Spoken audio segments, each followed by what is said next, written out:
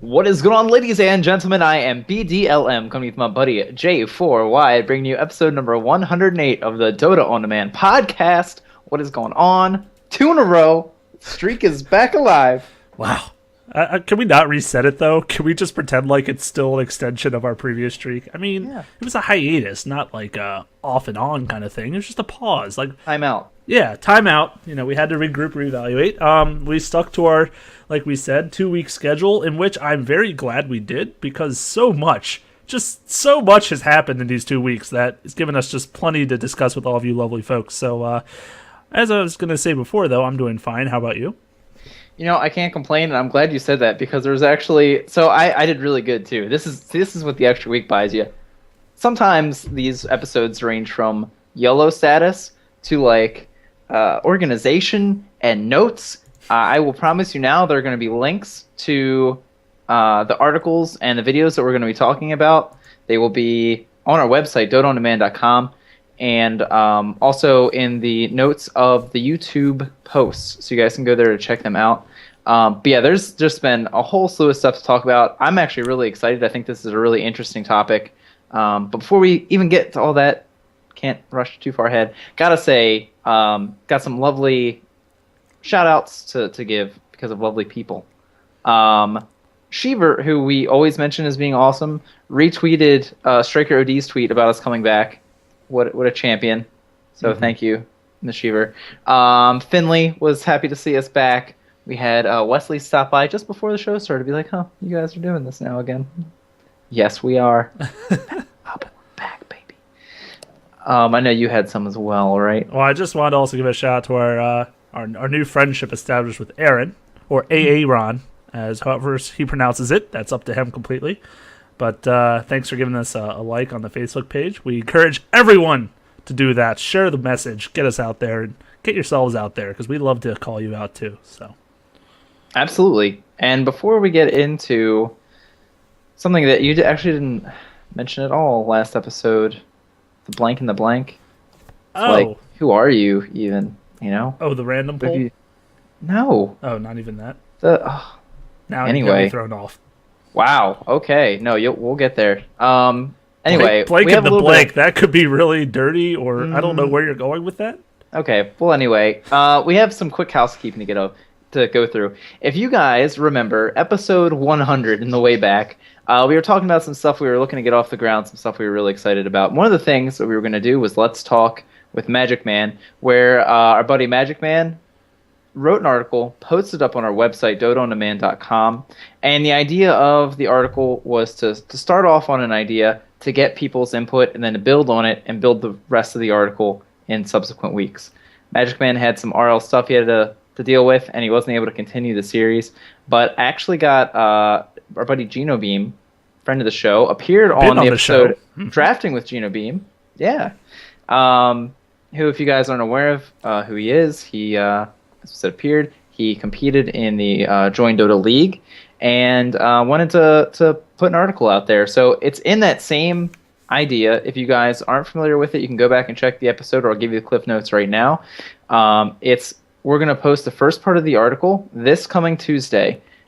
Go to the website, create an account, log in. We're not going to spam your email with emails, whatever goes in there.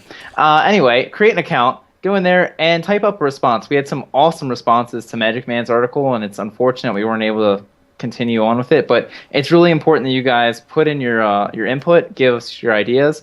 To give you sort of a little appetizer, it is basically about how to quantify your improvements and how to really judge how you're playing in a game and how you're improving as a player. So I think it's really cool. Yeah, I'm excited to get people's responses. Like you said, we kind of were getting some conversations started on some of the previous conversation bits that we began. So it seemed like there are definitely some people in our community that were excited for it and wanted to get that going. So we are fully encouraging that discussion. We will be mentioning it, of course. If it gets to a nice, interesting, awesome conversation, we would love to bring it up in a future topic or a discussion as well, and try to get that many more people involved in it down the road. So, yeah, definitely check out our website after you listen to the podcast, give your input, and we'd love to read and see what you got. Yeah, it will go up on next Tuesday, and the dream is that the podcast will happen every other week, and then the weeks in between is when the updates to the articles will happen. So be looking for that this coming week. I'll be sure to mention again next week. On to the answers to the question of the week. Yes. Jay, Me. Yes.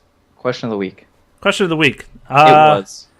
What element of 6.83 do you enjoy the most? So the four possible answers. Well, there was an other field, but There was another. There's always another, just in case. you never know what people want to contribute. But it was about the spell range normalization, so Pudge or Quap, the 0-minute bounty rune spawn, the captain's mode Bloodseeker and Techies, and then the Buffapalooza, as you put it, with Lena and Sniper. And those results.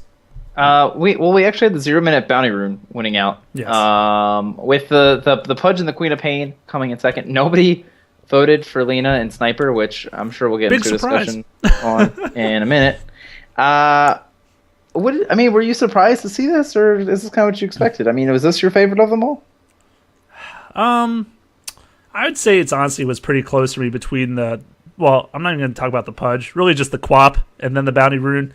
I actually really love the 0-minute Bounty Rune spawn. I think it's a great idea to take out so much of that RNG that was involved in the first, couple minutes of the game. If you got, let's say, a double damage rune as a mid player over your opponent, that could honestly sway the whole rest of the game for you in your favor if you win the lane early. So those first last hits are so crucial for generally getting like a bottle or your boots or whatever first item you're really trying to get. And like I said, if you lose the first 2 to 3 creep waves from denies and last hits, that could completely change the outcome of the next 5 to 10 minutes, in my opinion. So, yeah, and I think the other part that's great about it too is just playing a support. Always knowing that there's going to be pretty much a skirmish for this rune almost every game. You know that there's going to be at least a little bit of trading to go on to try to snag this guy because like we mentioned last week, it's half a level 1. It's gold that you can put towards a bottle or towards the boots, which like you're saying is important for mid, but also even for players in other lanes, even your supports, just to get halfway to level 1. That's pretty huge, just so they can stack and pull and don't have to be worried about missing out on experience just as much. And I really do though. I like the normalization of the range on the Pudge hook and the Queen of Pain blink too. I mean, I think those are great, and like we mentioned last week, just being able to get those heroes more active earlier, is amazing. Quap has been coming in the game already because of it. She's already back in the competitive scene. Not obviously like god tier, I would say, but she's definitely in the picks. She's getting picked. Actually, I was just watching a game earlier where she was in it just today. So I think this not only the blink special is the blink getting changed around, but obviously she got the buffs with her ultimate as well. But it's nice to see her back in the game. Pudge, I can't speak so much about right now. I don't know if the hook range really made too much of a difference for him, except for, of course, when you're putting around with him. But actually, just a little side note about the 0-minute room. Wish I could reference the game. I'm awful about that. But I was watching some Asian competitive game, and it was a shadow feed just to show how important some of these players value these 0-minute bounty runes because they are that double effectiveness than the original ones. A shadow fiend went in, and he's basically saw the whole of their team, and he just went, grabbed the bounty rune, and essentially died for it, gave up first blood, but got the experience. And the gold, he was able to buy the TP scroll. So essentially all he did was give whichever player got in them a little bit extra gold, but he had a half level advantage on his mid opponent. Well, not even half because of the experience gain, but like he valued it so much that he went for it despite like seeing the entire team. Now it might have been a misplay, it probably was, but But at the end of the day, it's not like he lost mid hard because of that death. He still he got that level, and with Shadow Fiend, levels are so crucial because you need to be able to get the Shadow Rays, different things to get your snowball into last hitting to get your auto attack damage up. So it actually was pretty interesting to see that kind of hero that really valued levels more than a lot of them. Sacrificing his own life to try to just get this early bounty rune. So I don't know, it's kind of neat, but yeah, absolutely pretty interesting. And I think it's just funny that the Lena sniper. We really probably should have split them up because I feel like it'd be like a couple votes for Lena and then like none for sniper.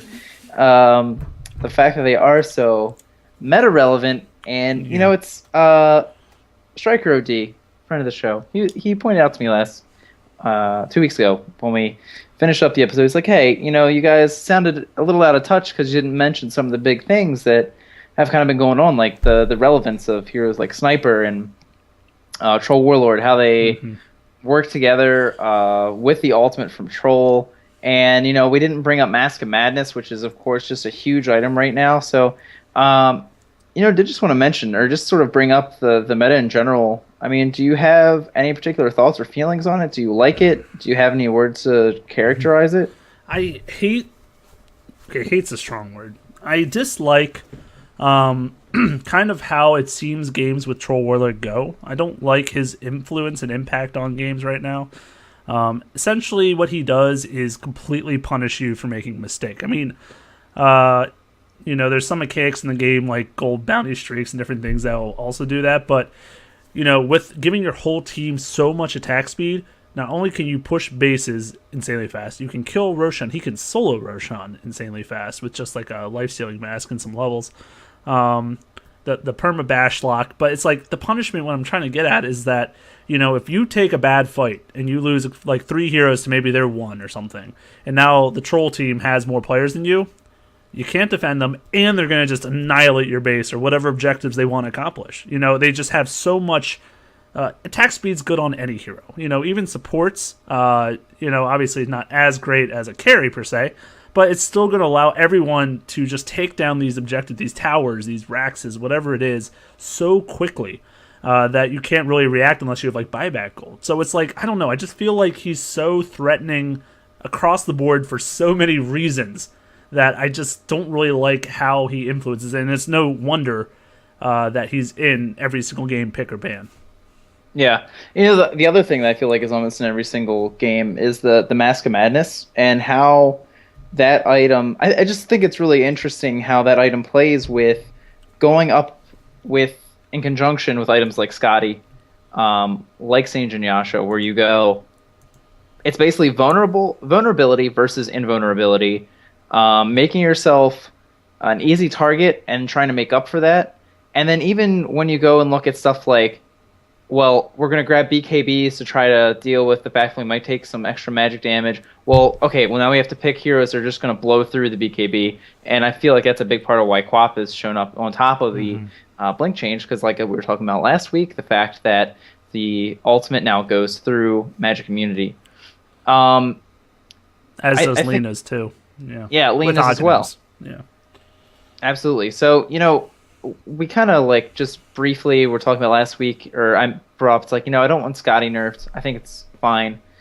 Some of these other items, S and Y, which at one point I was like, why would you get it? Whatever. Now seem really important because it's just, well, I'm going to make myself super vulnerable with Mask of Madness, so I'm just going to stats up. I mean, Juggernaut, 113, becoming a lot more relevant than it's ever been, I'd like to say.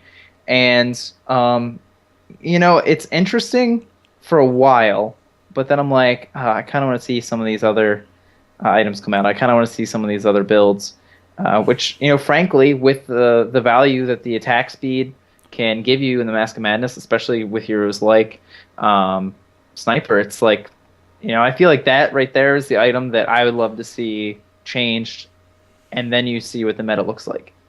I mean, changing Mask of Madness will certainly not change the meta, I think, right now, but it will play an influence on item and build decisions, I think, for sure. I think if you nerf Mask of Madness, Juggernaut's still a very viable pick in this current state, the way he is.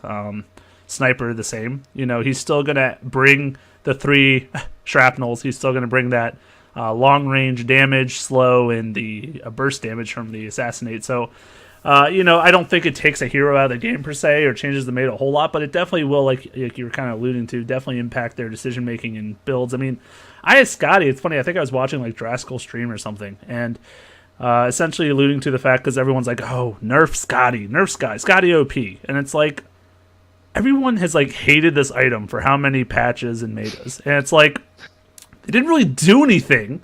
It's just all of a sudden the heroes with the builds and the way that like attack speed and everything else is going, it's just become relevant again. And, now that it's relevant, everyone wants it nerfed. I don't think that's fair. I don't think that's just either. It's so expensive. It's a great item. Obviously one of the strongest in the game. But you have to invest, oh God, I'm putting math on myself, a ton of money, ton of gold into purchasing it. Go ahead. 6K? It's about 6K. It's 6.1? 6.2? It's about that much. 2,100 times 2 plus 1,200 plus 350. Whatever. The point is, it's money in the bank, and now you got to spend it. But you gain so much all-around stats, and some heroes benefit a lot more than others from those all-around stats. You're not going to see a lot of Rickies with Scotty. It can happen, but you're probably going to see a Diffusal Blade and, Yasha instead of that. So, I mean, it's kind of different, but the current heroes, like I was kind of getting at, are benefiting so much from having those all-around stats, getting tanky, getting the attack speed, the armor, and the mana pool, that it just seems to really mesh well with them. So, I don't know, I found that was interesting too. And this is the guy who said Doom should not be in the game right now. Just, I don't know, was it last International? Something like that. So, he does have some strong opinions generally, but I don't know, I found that pretty interesting as well. Yeah, I mean, I think that's what's so interesting about the item choices now, is it's like damage is sort of irrelevant from the items, except for in the Mask of Madness. And it's like, okay, well, the crit from Juggernaut helps put your damage over. The headshots from Sniper help put your damage over. And then you go to Troll and you look at Sniper, and it's like, oh, you're getting the headshots, you're getting the mini bashes in there. People don't really seem super concerned with like the glass cannon builds or anything. I was gonna say, when's the last time you saw like a Desolator build? When's the last time? Occasionally you'll see the crit coming out, but mostly, like you're kind of alluding to, it's more all-around base stats and then like defensive items, like you're saying, Sanjin Yasha, Butterfly. I mean, of course, Butterfly's offensive too, but you know what I'm getting at too, is that, yeah, it's not, those greedy items are kind of falling off in this meta for sure. And it's interesting too that, Treant Protector has been more important lately. An ultimate that can help through BKB. Kind of a 3.5 tree, if you will. Yeah, going for the Aghanims, which is really cool. I mean, I don't know if we want to jump into a tree conversation, but I just think it's really cool. Don't you always? Oh, I do. Oh, I got an Aghanims on tree not too long ago, and it was just glorious. Ugh. But anyway, I think, like, it's interesting in the shift we're sort of getting, and now it's like, okay, we need to get these big spells that can help go through that. So like the tree alt, like the Lena alt, like the Quap alt. Yep. So, I feel like it's still very rooted in the... rooted. I love it. In the items and heroes we were talking about, but it is interesting that you're starting to see heroes like Tree a little bit more, especially super recently. Can we talk about the Tree Phoenix stream too, by the way? Oh, it is just so real. If it happens. The Phoenix, which has obviously been actually decently prevalent in the meta. It actually has, it's another thing that has to deal with attack speed. I mean, you look at Scotty, you're against Trolls, you're against Snipers, Juggernaut, people with Mask of Madness, people with a lot of attack speed. Well, Scotty counters it, or does a good job against it. Phoenix with slowing attack speed, really good against it. So these heroes, like, I don't know, they shouldn't get nerfed or something just because they're all of a sudden in the meta and doing decently. It's because of how the whole scheme of it, the whole arc of it is. So now the Phoenix Tree Dream, which if people haven't kind of, I'm sure people are like, ooh, what is that all about? Yeah, the root into an egg seems pretty damn cool. It's almost like a Chronosphere with Lich Ult bouncing around. It's like a similar thought where you're like, oh, I'm going to destroy their whole team. It doesn't always work out in that capacity, unfortunately, but it is a nice thought to have. But I kind of like seeing Phoenix more and more in the game. I think it's such an amazing hero and fun, too. Brings that extra element to it. And, God, if I could find one that gets an Aghanim Scepter to save someone every fight, I would be in heaven. I'll tell you that much. We have to do it. It will be real. The dream will be made real, Jay. Hopefully. Tree Phoenix, both eggs. They always get Hand of Midas on Phoenix. Like, every single Phoenix gets it. How many other offlaners get that? I can't think of any. So isn't that interesting? So what offlaner are levels that important? Not many. Levels are always important, especially for the Phoenix. Yeah. And just getting that ultimate ranked up so you can take more hits. But it's not like attack speed's doing anything for the hero. Not really. You're really just using your spells, and that's, you're kind of a spell bot, if you will. I mean, yeah, you get some autos here and there. It's nice in the early game to get a little bit of attack speed, but later on, it is, I guess, you're really buying that just to invest yourself to get to level 16 as soon as possible. So, yeah, it's just for the levels, in my opinion, and the gold too. I mean, it's always nice to have the gold in the hero. And the one thing that I think before we dive into here it is, Jay, the meat and potatoes. Yes. I'm sad that I had to remind you, living in some sort of alternate mirror universe, but Faceful Void. How could we forget? I didn't. It's in my notes. I just didn't have my notes open. So part of an issue. Yeah.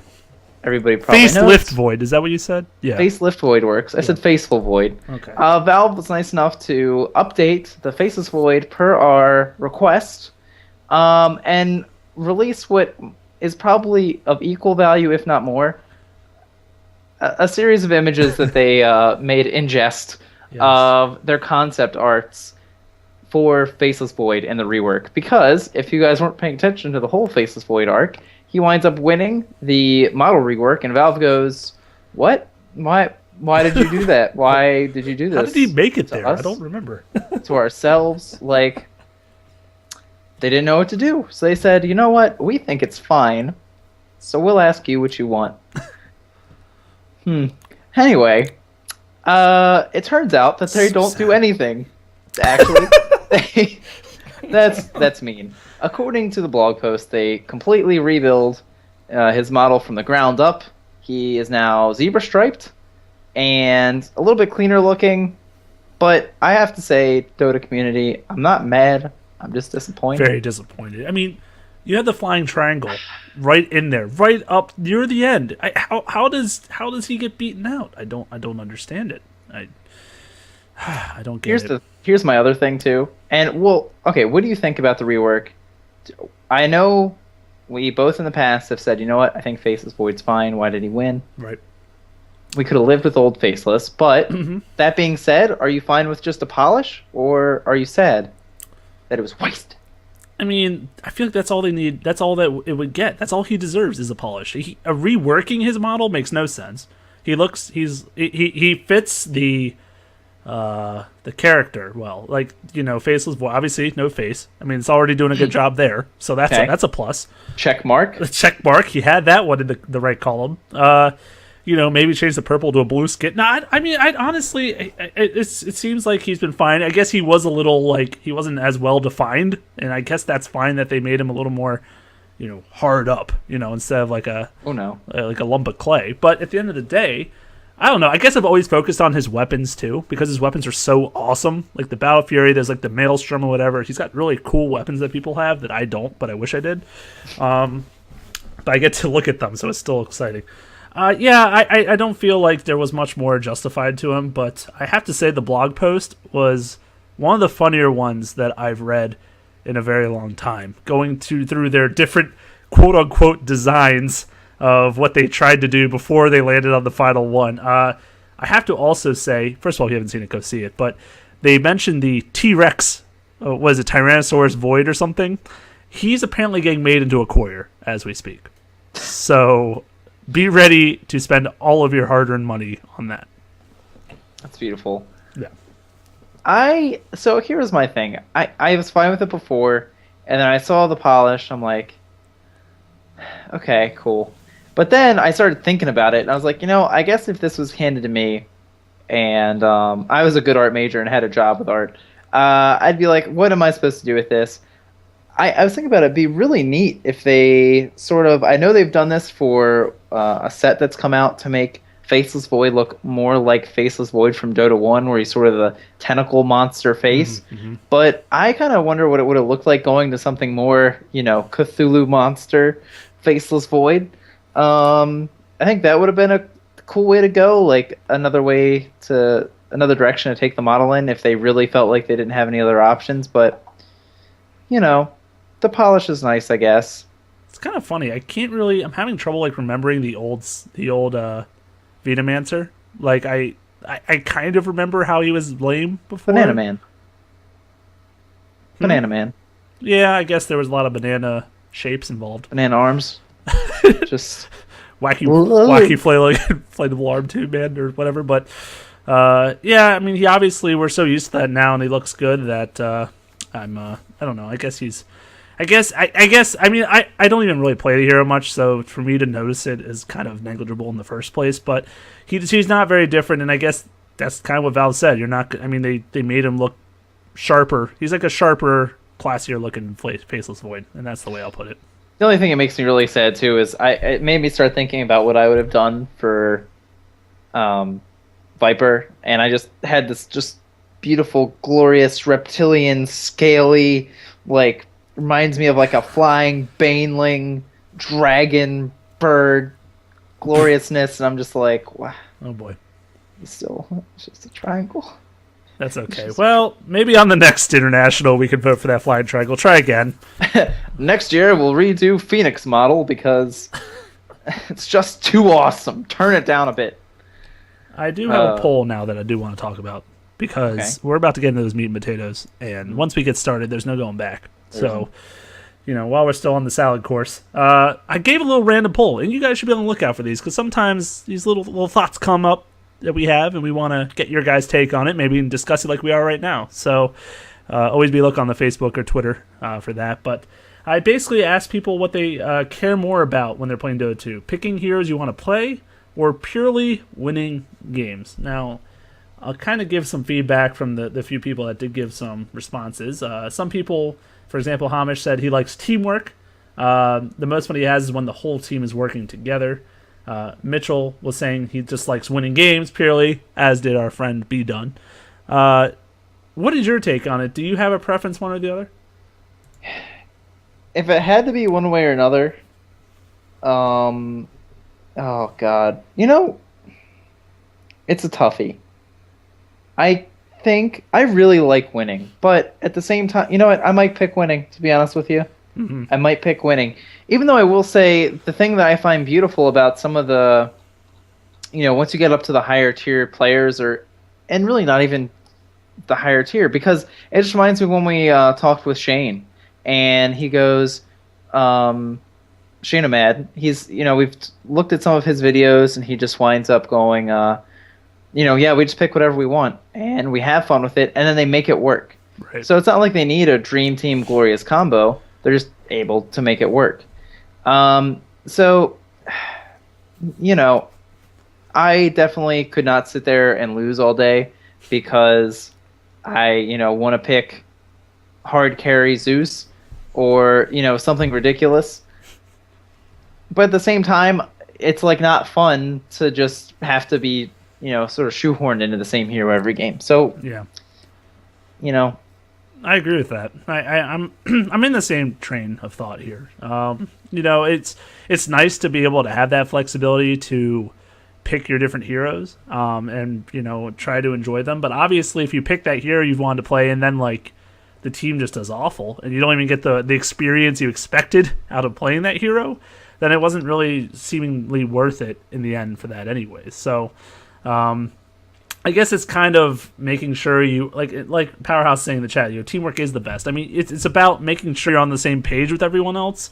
And, at the end of the day, if everyone in your group is super try-hard serious and you pick, like you said, right-click Zeus, like Maelstrom Zeus, and then everyone obviously is, which should happen every game, but, and everyone's upset with you because you did this, well, it's kind of on you to do that with that kind of people. So, like, Chain of Mad plays with people who all are lighthearted and have a good time. So he's with that friendly nature. He's going to have a good time no matter what happens. But, yes, I think it has a lot to do with the people you play with and, just adapting to get everything on the same page. Yeah, I mean, I don't think you can get away with picking an all-in lineup all the time, but, I think there's a lot to be said for even just the mindset of even if you're, like, playing a game and you see something out of the ordinary, to just, don't expect it to fail. Because I think another great thing that this sort of just reminded me that we have to talk about is the party MMR and highest MMR rated person within your game. And I'm going to throw you under the bus, sir, because you were on a phone call. We get into a lobby, and you go, GG, boys. Their highest rated person is like 500 higher than any of us. The doom is real. we wind up winning. I will say, though, that I find that I severely dislike this. Yeah. I assume matchmaking works. I don't need to see exactly how well it works. I don't need to know who has the biggest EP on my team, and I certainly don't You want already them know to it's know me, it. so that's fine. I mean, I want your opinion, and I want to know if you could turn back time. Do do do do do do do. Would you find a way and go back before this and just turn it all off to go back to? Oh yeah, Wait, what? absolutely. I don't. I'm not a fan. It's. There's one thing about maybe average MMR showing on a team that doesn't upset me too much. You know, you can say, oh, okay, this matchup looks pretty close. At the end of the day, you should never be concerned about that number because it is just a number, and it truly doesn't mean skill. I remember some players talking about how 6K MMR players are, honestly, I think it was like Dendy or something. They were basically talking about how they're really not actually good players. Like, they just got that number up through whatever means they did, you know, by choosing a certain strategy. Whatever they did, they got that number. It doesn't mean they're all of a sudden a pro player. You know, it just means they got that number up. So, you know, that number, it kind of plays mind games with you because you're like, oh, like, for example, like you said, especially the top MMR on your team. That is a complete mind game because it doesn't mean that player is by far your best player. It just means he has worked his number up through whatever means higher than anyone else on your team. And, you know, we've been in those situations where, like, for example, I'm usually the highest when we play with only a few of us at like 4K or whatever 7K. And, you know, and then we see the other team gets like 4,600 highest. And we're like, oh my God, this guy's going to blow us out of the water. No, it's not the case at all. He's probably just similar in skill to us. He's just found a way to get higher than us. So I don't like it. The other side of it that I really don't like is the fact that, especially when you play with less people, so solo or two people, you almost are now like changing the way you draft around this guy or this person or woman, whoever it is. You're like, oh, they have to be our best, so let's leave them the hard carrier, the mid. You're like, we have to let them play whoever they want to play, or they feel that way. They feel entitled to that pick. They're like, oh, excuse me, guys, I need to be mid. I am the 4,800 player. So that's just why I have so many negative connotations with it too. It immediately gave me Han flashbacks. And if anybody had played that, you know, if you're like a support player, you're doomed to most likely be the lowest. I don't even remember what the rating was, what it was called back in Han. You're probably going to have the lowest of the people you're playing with. Yeah. And so, of course, you wind up playing with your friends or whatever, you get into a lobby, and they're like, oh, we have this trash, I don't know, 1,700 rating person. Obviously, different scale than Dota. 1,700 person, we're going to lose. That it's over, whatever. Yeah. And all of a sudden, you just start to make these assumptions about the game. And that's kind of what I was saying about like the hero and picking what you want. You know, we did our sniper ogre games. Shrapnel lust. We did half carry sniper and half carry ogre. Yes. Support sniper, carry sniper. Mm-hmm. So clearly, one of those makes more sense than the other. But we wanted to have fun with it. Yeah. And I'll just say some of the people that we were playing with threw a hissy fit when it wasn't optimal. Or, you know, oh, this is stupid. Why are we even doing this? Let's random, because it doesn't matter what we pick at this point. Mm-hmm. You know, you really can make things happen. Because, you know, before pro players started picking up support Zeus, you pick that up and you say you're going support, people are going, oh, what are you doing? Trash player throws. Go mid. I'm just going to feed. I think we've probably all gotten into at least a couple games of people that just feed because they just see what's on the board and they go, oh, whatever. No point. Yeah. When really it's something that, oh, you see a pro person do it. Well, oh, yeah, it's good. Of course it's good. This makes sense for this situation. And all of a sudden your mindset's different just because you aren't open to just trying to make it work. Right. Because, I mean, at the end of the day, you think even pro games, you know, they wind up getting at the end of a draft and they go, snap, boys, we got outdrafted. This is going to be an uphill battle. And maybe they're even playing against a superior team. You know, you still got to try to make the best of it and, you know, make the most out of the situation. And I personally, like I said, I have faith in the rating system. Sometimes you get blown out of the water. I don't need to know if I should be getting blown out of the water. So says Volvo. Right, exactly. It's unnecessary. I guess it's more of a test, maybe, to see how the community reacts to it, but I'm not sure why they deemed it necessary. But the end of the day, it's here and for who knows how long. So I would just say if you are playing in that capacity, take it with a grain of salt. Don't be scared if the average of your team is 300 less than the average of their team. It's probably one player that's teaming with his friend. It doesn't mean you're going to lose the game. And there's also, to add to that, which may just go ahead and snowball us into another conversation, but you also have the comeback mechanics that are in the game. Obviously nerfed, but still very there, which the community has just been talking about on and on and on.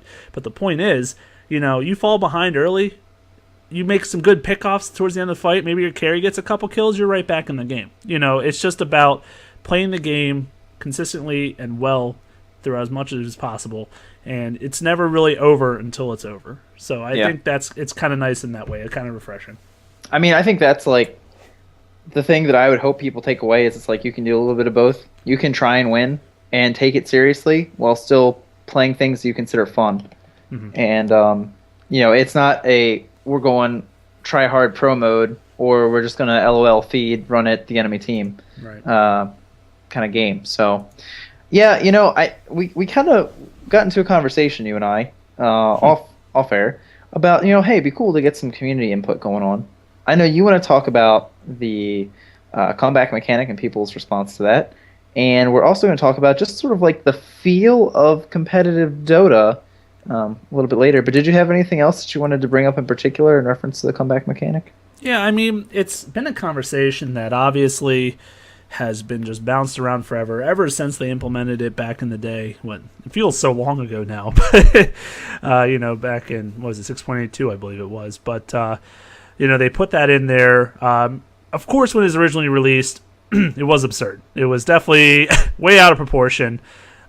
Players were getting so much golden experience for the kills if the team was out of position for one kill. Going high ground became so difficult because if you did feed that 1 or 2 kills, you could essentially put the game all the way back in the other team's favor, because it's now calculating based off the enemy team's net worth as well as individual players. So it's kind of got like, you kill support on the other team, you still get a ton of golden experience just because they're so far ahead of you. So there was a lot of it up front. They did do a lot of nerfing to it. Or I shouldn't say nerfing, fixing is probably the better way to put it.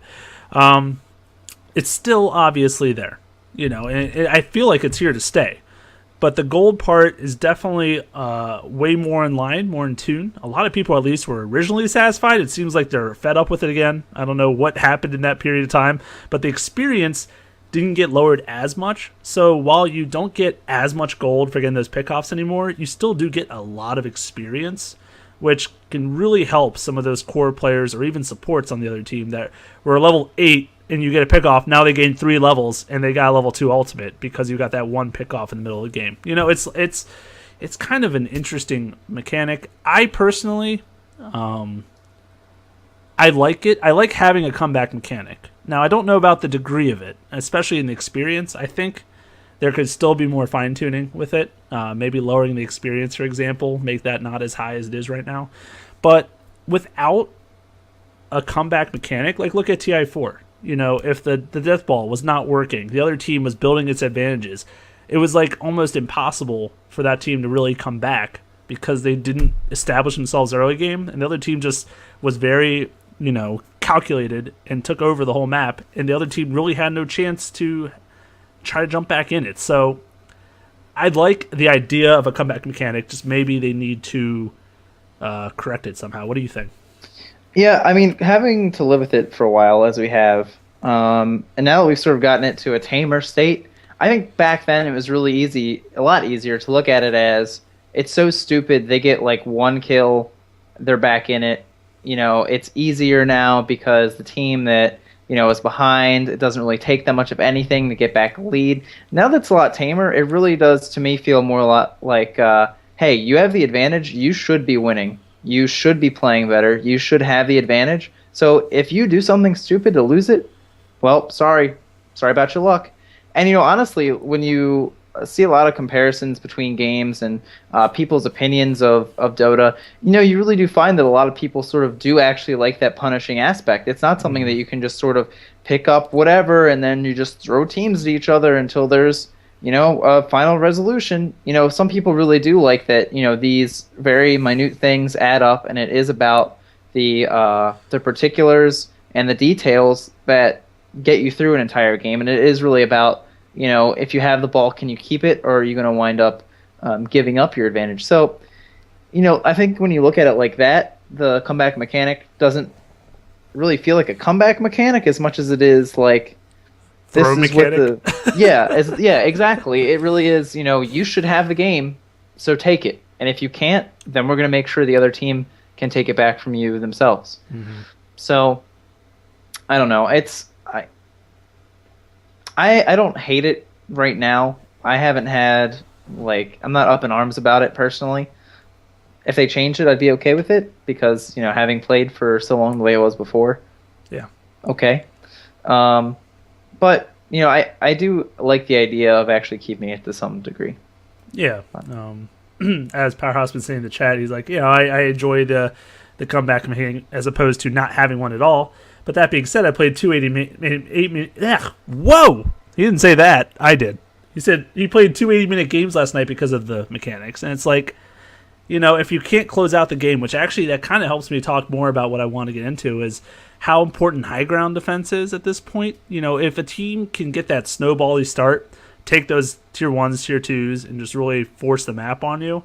But then if they struggle to get up into high ground and get your tier 3, that's where a lot of people will definitely make their stand. And if they get those couple kills in that team fight and it's not a complete, wipe for them, that's where you see them start making their big comeback in the net worth and the experience. It's about those high ground pushes. And that's another thing that makes some of these heroes so prevalent in the meta, is just how effective they can be in those kind of fights. Look at Sniper in high ground. He's sitting way back, doing a ton of damage, putting shrapnels down in front of the base. He's already by himself doing a ton of work, forcing a really hard engage on the team in order to get something going. And, these other heroes like Troll are going to just enhance the team fights that much more. It kind of just all feels like it's coming together in one big picture, and there's a reason that certain heroes are picked and certain lineups are run. And I feel like a lot of it really does emphasize on, can you push high ground without feeding a couple of your really high, high gold worth, high experience worth heroes. Mm. Yeah, I totally agree. It is so important now. And, when we started talking earlier, the QoP, the tree, I'm really curious to see if we start finding more team fight heroes come back in some capacity, some that can help deal with the BKBs. And where's Enigma? He's there. Every once in a while we see him. Is he poking his head out on occasion? Okay. Every once in a while, Mm-hmm. You have to pick him with Phoenix just for the Soundgarden reference. Give you all a second. Yeah, you got it. Okay. You got it. But yeah, I could see that hero. I mean, you even see there was a game I was watching not too long ago where it's like the tree was sort of the antithesis to the Enigma. Using the ultimate, if for nothing else, to cancel the black hole being cast by Enigma. So, despite the fact that it's kind of like it feels, okay, Mask of Madness Scotty every game, there are those sort of outliers that are sort of being tweaked and changed around and moved to help make the games more interesting. But we got to get into another pet peeve. This might be the pet peeve Dota night. Going to the community yet again, to the wonderful world of Reddit. You actually happened across an article that we will be posting in the notes below in the YouTube video and also on the website. Basically just talking about how not the Tatsu is sort of not enjoying competitive Dota 2 as much as he used to. And a big part of his argument happened to be around, teams are really hard to follow now because they are never stable. People are moving around all the time. People are getting kicked from teams. Teams just form out of nowhere. They disappear. And really, it actually wound up sort of spiraling into these other things about, tournaments don't matter anymore. There's like oversaturation.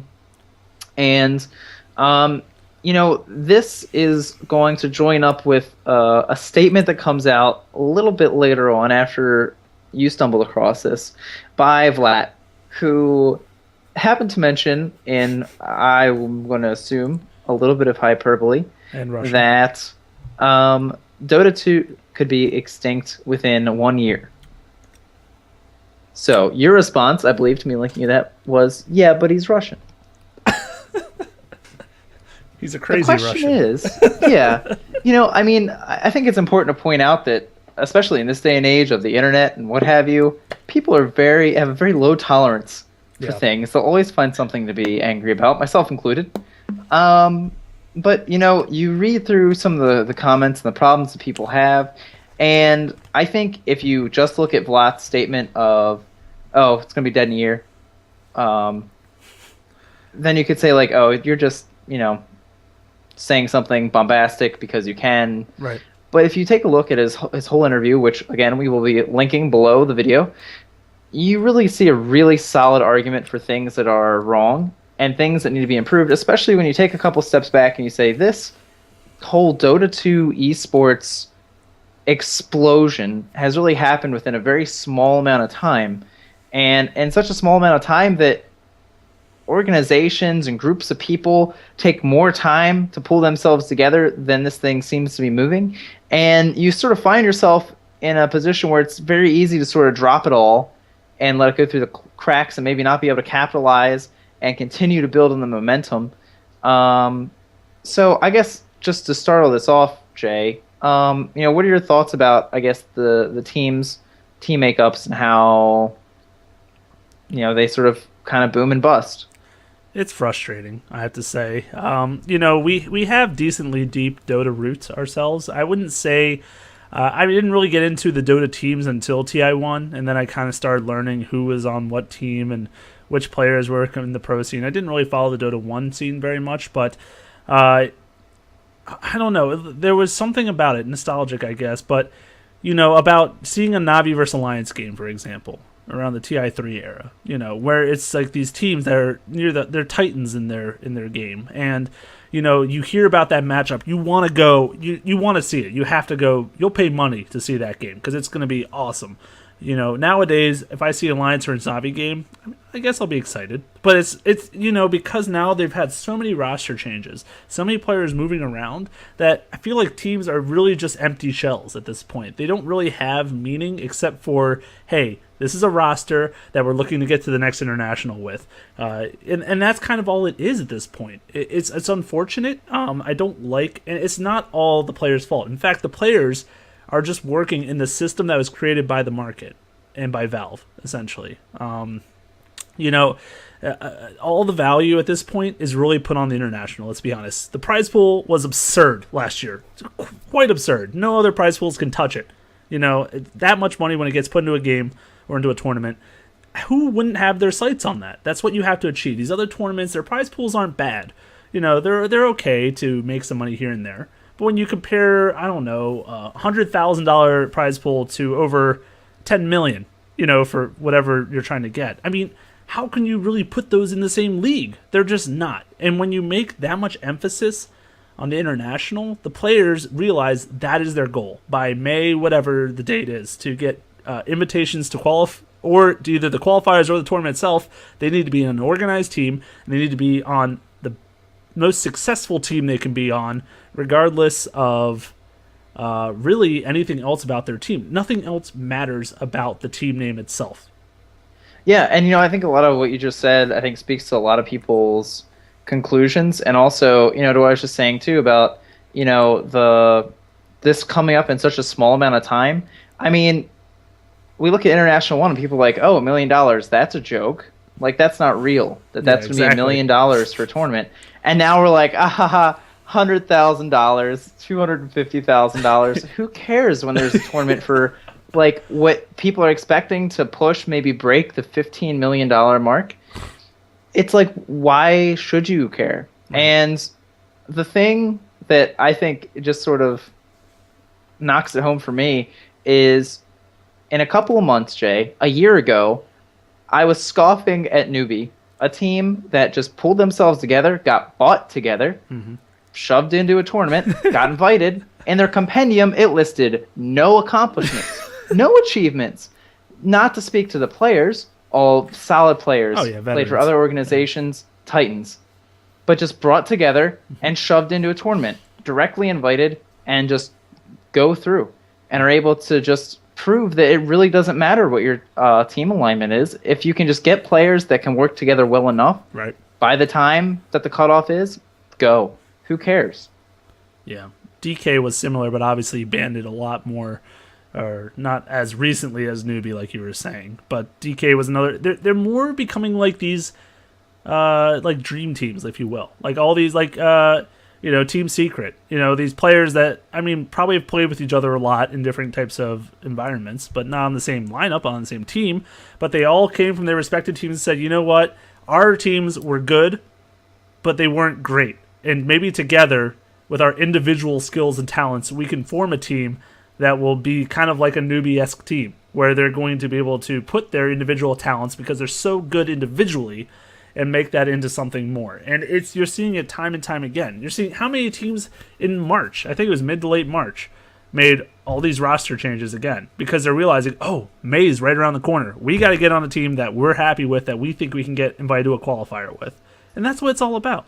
So it is sad. I remember seeing this little thread about, like, oh, my pennant literally means nothing. And then this one guy's like, well, at least my eHome one can be used after 3 years. This other guy's like, my CLG one just weeps in a corner. It's like, who remembers CLG? I don't even.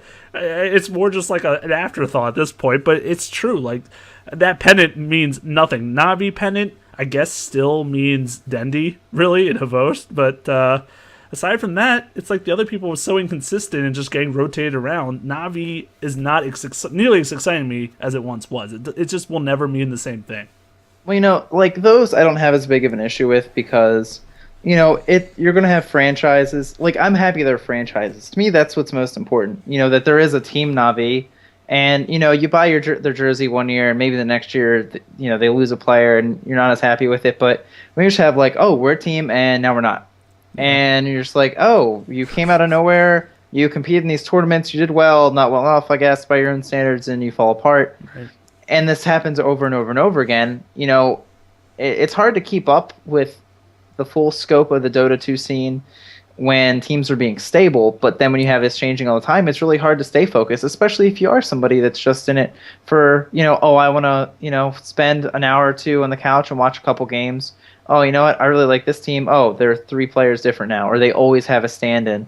There really isn't a certain standard that these organizations, these teams, these players have to live up to. And that really, I think, stages Vlat's thing pretty well. Yeah. I just, a lot of it falls on Valve, of course, but not only Valve, but the way they implemented tournaments and the free market, how they're kind of not even being that invisible hand on it. They're kind of just saying, here's all the tools, you guys do what you want, and then we'll do our thing at the end. But they're not really, there's no regulation, there's no control. They're just giving everyone tools to do whatever they want. Releasing that compendium, the compendium was such an awesome thing for that international. It was so cool. Everyone got on board. Everyone loved it. Now every freaking tournament in the world has a compendium.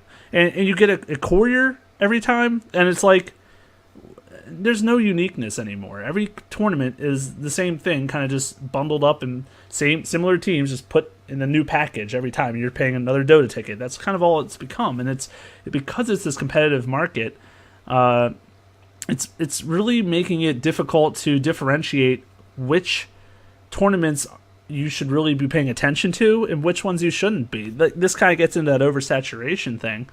But, there are just so many tournaments, and of course there should be. They all have potential to make decent money with having, all you have to do is organize it, get sponsored by a few people, and then use Dota's tools to kind of set up this tournament, and, you're on your way to making some money and getting some popularity.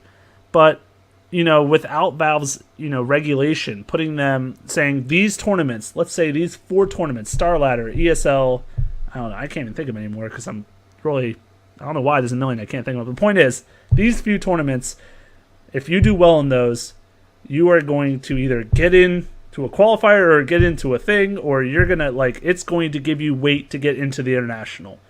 Putting emphasis on those, so that way at least these teams have an idea of what they need to do. And not only that, I'm talking for a long time, I apologize, but not only that, but then also setting standards for the tournaments. What does that mean? Can you use stand-ins? No. You need to have a team of 5 that is consistent throughout the year. Right now, stand-ins are the bane of this and the source of the problem, in my opinion. You can use stand-ins in almost any tournament and still get through and still win the tournament with stand-ins. That means you don't need a team. You don't need a full team. You need like a core and then a couple players that will hopefully be similar in skill that can mesh with you well. That's unfortunate. Mm-hmm. You know, if you're, let's say, our football team, the Ravens, go out there and like, oh, you know, we're missing 2 receivers. Let's just grab a couple from, I don't know, the Giants or something and use them this week because ours are a little tired today, you know. And then you win the Super Bowl with your stand-in Giant receivers that week. I know it's a very far stretch for it, but the point is that, you know, it doesn't make the tournament or the event feel as competitive and as important, in my opinion. Yeah, no, I think that's a pretty good description of the broad overview of a lot of the things too that that Vlad brings up, and I kind of just I'll give you a chance, Russ, Jay. Thank you. Because you know, deep breaths. In case you guys haven't got a chance to see it, like I said, we're gonna link it. Vlad is a major Russian caster. He has been around forever. Participates with Star Ladder. Probably most closely associated with them. He is attending the Major All-Stars Dota 2 tournament, which took place in Malaysia in February to March. So, here's what happens. As the tournaments were winding down, he gets himself into an interview, and the one line that's pulled from it is Dota 2 is going to be dead in a year. But really, if you go back and you listen to it, you really see that there are a lot of important things that need to be addressed, or not to say that Dota 2 is going to collapse in a year, but I think the better way to phrase it is we're going to lose the momentum that's been gained, and you might see a decline, and we're not going to be the number one game that I think that, you know, a lot of us Dota fans can totally see happening. Talking just about the tournament, it's a major LAN tournament. The first day they were only able to play 2 games because of the infrastructure of the tournament, and they weren't able to just physically make it happen. Vlad talking about getting there, and they didn't have any equipment available to them. They had to work on this computer that they had to reinstall programs every time they restarted the computer.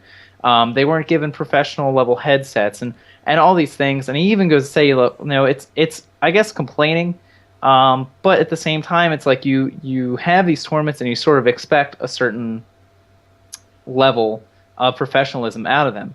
And he goes on to compare, or I guess just to talk about how, like you're mentioning, compendiums and hats have really gone into making the marketplace almost sort of toxic for LAN events. You know, in order to plan a LAN event, there are obviously all the people that go into just planning it all out, and then it's organizing the stadium and having to make all of these physical purchases or rentals, bring all these people together to make it happen. When other tournaments, and he calls a couple people out with Dota Cinema and Dota Pit, and just making these huge online tournaments, making them sort of revolve around hats and compendiums. And do people even really care or pay attention to the games? Or do they just say, oh, hey, that's a cool skin, I'm going to buy a ticket? Yep. And they wind up not even having to put in a whole lot of effort. I guess they have to find somebody to front the money, or they have to find people to organize the games. But outside of that, they really don't have to do a whole lot in order to turn a profit for the organizers and even the artists. Right. And this kind of leads to the players, you know, which tournaments should they show up to? Which ones should they attend? Which ones do they need all 5 players for? Which one? You know, it's like none of this is really out there and known, well known, and well thought out. So I agree with you completely, and with Vlad in this regard, which I'm surprised I'm agreeing with this crazy Russian guy. But he does bring a lot of good points to the table, like you said. So I don't know. Where do they go from here? I mean, obviously, there's a lot of things that have to be done. You know, it's not a clear picture. You know, we've said in the past, we've actually described it, compared it to, like, for example, League of Legends, how Valve has just completely... I mean, I think there are other outside tournaments, but they're very few far in between. You know, you've got pretty much the Riot game. And, you know, they have these really well-produced, organized. Teams know what they need to do to get into the tournament. They know what the prize pool is probably going to be at the end of the year. They know, how they qualify to get in the final by getting a certain record, getting in the playoffs. Everything is well defined from day one. So it's a really beautifully organized thing in that regard. I'm not saying the game itself I love, but I think I like that idea. But does that work for Dota? Probably not, because Dota is such a different type of game. It involves the community so much, with the marketplace, with designing items and hats and whatever else the heck the community wants to put into the game. So I'm not saying we should definitely copy that by any means, but I do feel like there should be some structure. I think that they can't just sit back and say, all right, it's up to you guys, do what you want. No, I think they really should step in some capacity and do either, like I was kind of saying before, some regulation, maybe guiding people what goes into that thought process of who to invite and what they need to do that, and then really hammering down and enforcing these kind of things. Yeah, I mean, even if you aren't particularly interested in the Doomsayer Vlad, if you're interested in the tournament organizing and just sort of the broader scope, I highly recommend just reading the interview. It's all in subtitles, so you do have to read. Yes. But it's really worthwhile because he sort of does talk about Valve, and just sort of like you're talking about, they build this marketplace, but then they don't regulate it. And so you can have people that make hats and sell hats with tickets attached, and those are the tournaments. And, as we've said multiple times, it's revolving doors for players and yada yada. Nothing matters in comparison to the international at the end of the day. And, he sort of breaks it down to, teams, players, organizers, Valve. These are the major players. These are the groups that sort of would wind up coming together, or that would have to come together in order to try to institute change. Teams would have to come together to form some sort of Go Black actually mentioned like a FIFA-esque sort of thing where you can actually just send people out to sort of inspect different events to make sure that they're up to caliber. Or you could have Valve actually step in and organize. You could have players get together, form a players league, and form, some sort of coalition to actually sort of put their foot down and say, this is what we want. And that's actually one thing that Vlad sort of says is like a clear path. He's like, players need to form a league. They need to get together with a leader. He points out Too Good, who apparently in the past has said, hey, I'll do it. Just come on, people. Just come in. Join hands. Create a list of requirements. Give it to Valve. Let Valve think about it. And then have Valve push it out to the tournament organizers so that everybody's sort of on the same level. But he even speaks to problems in just the organizer standpoint, where he mentions they all get into a Skype call. They talk about how they can't be overlapping each other's schedules. Let's hammer out times. And then 2 weeks later, 2 months later, 2 major events are put on top of one another. Yep. And they blame it on, we couldn't schedule something. You're giant organizations, and you're trying to say that you can't make something happen in a different stadium? Like, right. I don't know. Who do you think has the most... I don't want to make it a blame game, but who do you think has to step up to make it happen and make sure that Dota continues to thrive? Not die, but continue to thrive and move forward. It's honestly going to be, I think you're really kind of alluding to it, but it's going to take everyone's effort.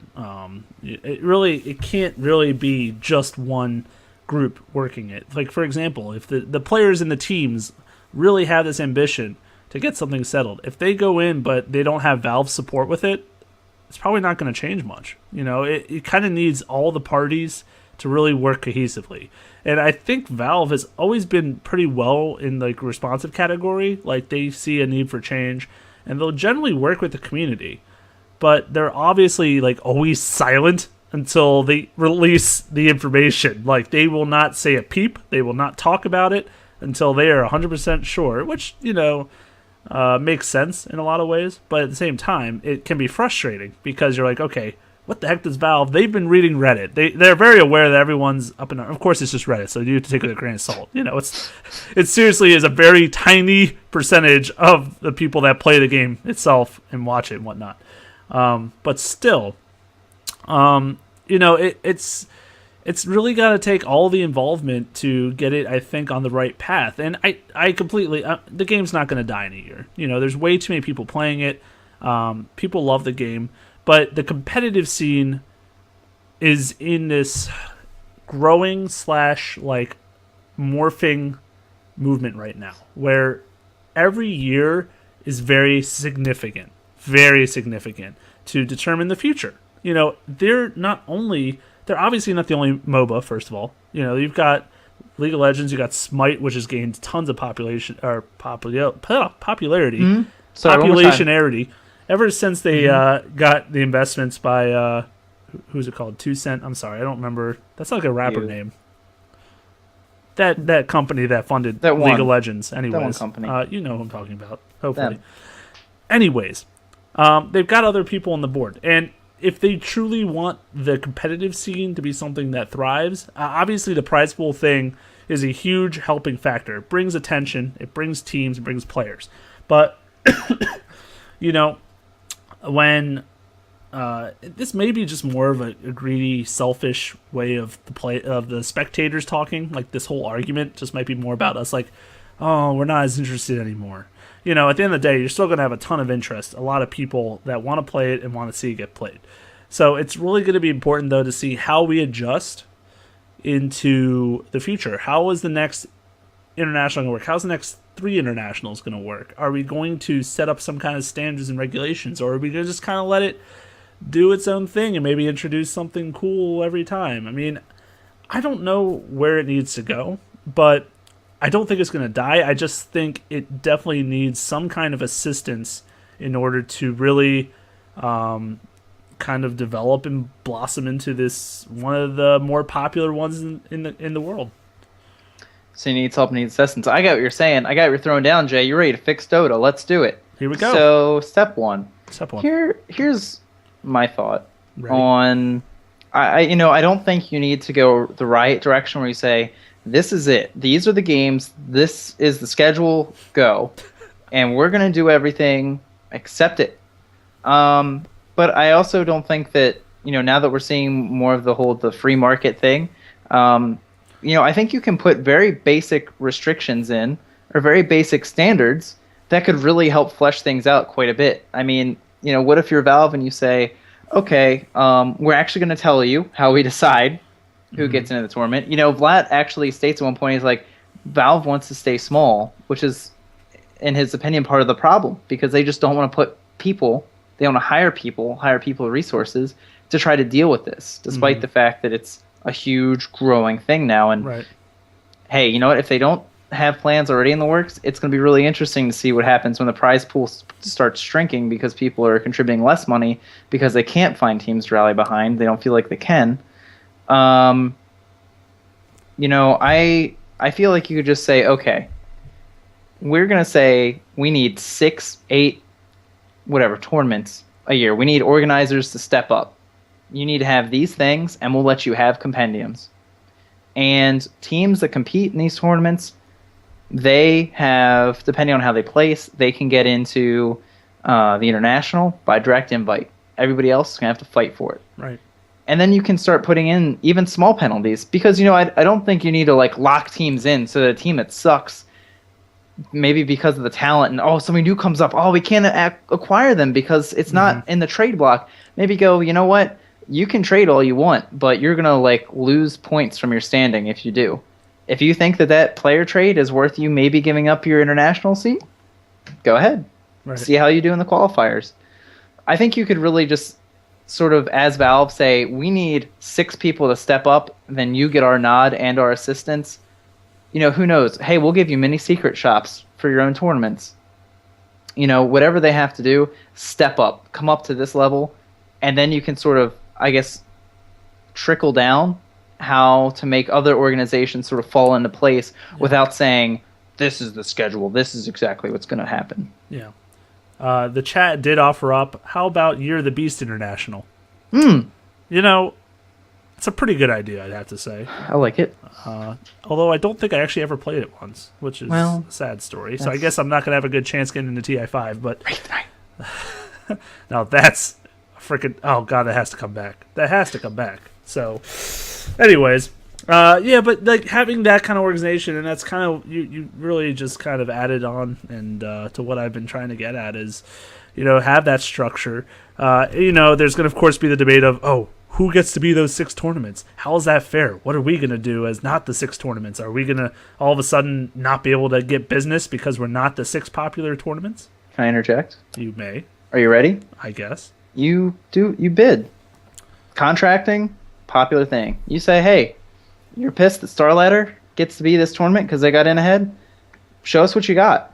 So what is your initial prize pool going to be? Because really at this point, should the viewers have to generate? I mean, obviously we can generate a huge amount of prize pool by buying the compendiums or whatnot, but some of these companies you can see getting pretty fat off of some of these deals. Vlad mentions that like Starladder, sometimes they just break even for doing these things, and I feel like you have to have, like, you can't get rid of LAN tournaments. That's a culture thing. Like, you can't have this evaporate to just only being online, which is, I think, another part of maybe the toxicity of just having, the hats and tickets. Yeah. Hats with tickets attached. You can really just say to companies that do like Starladder, like, oh, well, we just won't do it, and we'll just do an online tournament, and we'll make money, and it'll be fine. Right. There is value in that culture, and it has to be built up. But you say, hey, if you can do it better, tell us how you can do it better. And that way you always have these companies like, oh, well, we got to step it up. How many improvements have you had, even just the game interface, because different studios made it themselves, and then it got incorporated because they wanted to take it to the next level. They wanted to compete to be a prominent studio. I mean, a lot, I think, can be done with that, like sort of free market capitalist. That's where your advantages are of a free market. Exactly. Yeah, but, structure. Don't let it go crazy. Let's I think you see can the invisible hand, which actually is a very ironic statement to make because you should never see the invisible hand. It is invisible. That may be the title of the episode, but anyways, the point Robot's is... head just exploded with trying to figure that out. Does not compute. But, I completely agree. I think they need to be involved in a capacity besides just, hey, we know what we're doing. We got this figured out. You guys are just kind of pawns to our game. I think there should be a little bit more communication and a little bit more structure. I completely agree. So, who are we but just a podcast, though? So it's really going to be about the community in general, getting involved, making it known. Maybe besides Reddit, also at other places that Valve will see it. But more importantly, hopefully they do heed our not our advice, of course, but heed the the messages coming out from everyone. And obviously right now we're at a point where Dota is still very popular and all over the place. It's still getting plenty of views on Twitch and all these other places. Has over 11 million players. I mean, it's got plenty behind it. But in order to stay competitive, and this is true in any marketplace, you have to adjust and you have to kind of stay one step ahead of your competition. And how are they going to do that? They need to be innovative, and they need to figure things out. They need to get something more in line. And if it's true what you were saying about how they kind of want to stay small, that could be possibly the downfall of this game in a competitive scene. If they never truly want to grow to that capacity, which would surprise me, because Valve seems, obviously they've got Steam. They've got a lot of big projects with that freaking box that you put on a TV. I don't even know anything about that thing, but that's just a whole nother story. And I'm probably getting a lot of weird looks from different viewers if they could look at me right now. But yeah, I don't know. I feel like there's definitely an ability to do this, and they just need to figure that out and kind of proceed with it. Yeah, I mean, that's, I think, a good way to maybe not leave it off, but to sort of leave it as open a up the conversation to everyone jump else. In. Yeah. Exactly. Vlad says at one point, he's like, Valve's too busy developing virtual reality for 6 months to do this. And he says, hire 2 people. Hire one person to talk to teams and one person to talk to organizers.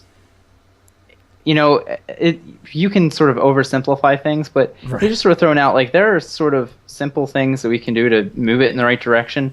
And that actually, I think, leads us to the question of the week, Jay. Yeah. And that is going to be, who do you think is responsible, or who should be most responsible for creating the future of the Dota 2 pro scene? Should it be Valve, players, organizers, teams, or do you not know what we're talking about and you're cool with it? That's fine too. But like you were just saying, I think this is a really important conversation, and at the end of the day, we are the hat consumers. We eat them, we live off of them. we just live our lives. We drive our cars on hats. For sure. So, at the end of the day, we really do get to say, and, you can make a loud enough racket. And, hey, Valve has, we all remember, oh, God, what was it? Dire Tide. Oh, Dire Tide is real. Ugh. Crash some car websites. That was a bad time for the Dota community. That was a dark time for the Dota 2 community. I've had Volvos. They're great cars. Please don't mess with Volvo. But go to Valve and make your opinions heard. We would love to see your opinions. Please go by the YouTube, drop the comments, go to dotaondemand.com. You can go to the post for this video, and you can comment in the area below by logging in. And I know this is something we'd love to talk about some more on the next episode. Hope you guys enjoyed sort of talking about it and bringing it up. Also have to mention one other thing before we wrap things up too much, Jay. I have a good announcement to make. Ooh. Already mentioned, friend of the show, Striker OD, has a ticket. He's has got a golden ticket to the International. Congratulations to everybody out there who was able to get tickets. We are not going, unfortunately. But here's the great thing. Striker OD is going. He's going to have a Dota On Demand t-shirt. And if you find him, he'll give you handshakes. Vigorous handshakes. Free vigorous handshakes. And he's a great guy. He's a lot of fun to talk to. And just, chatting and also talking about the Dota 2. So he's wearing a t-shirt, so he's kind of agreed to be our ambassador. So go hit him up. Try to find him. It's like a Waldo. It's great. What a striker. Yeah. Yeah, we definitely appreciate, especially those who tuned in live. We appreciate you guys joining in the conversation. As always, we're on twitch.tv/DotaOnDemand, so make sure you join in. I don't know, I'd say approximately 2 weeks. Sound pretty decent to you as well. And before that, you have to drop by DotaOnDemand.com. Go to the header, Let's Talk with Magic Man, and you'll actually find the article started by GenoBeam, an organic article that will be added onto with your responses and your comments on the bi-weekly basis. So look for that this coming Tuesday, which will be April the date that is most likely 7? A5. Nope. 7? 7. It's the day 7. I said. And this is all, of course, if we come back alive from my bachelor party this weekend. So yeah, you won't, but I will, and that's what's going to be great about it. Wow. Yeah. So. Spoiler alert. Jeez. So go out there, guys. Watch some Dota, play some Dota, and of course, keep the conversation going with the Dota. We will see you guys next time.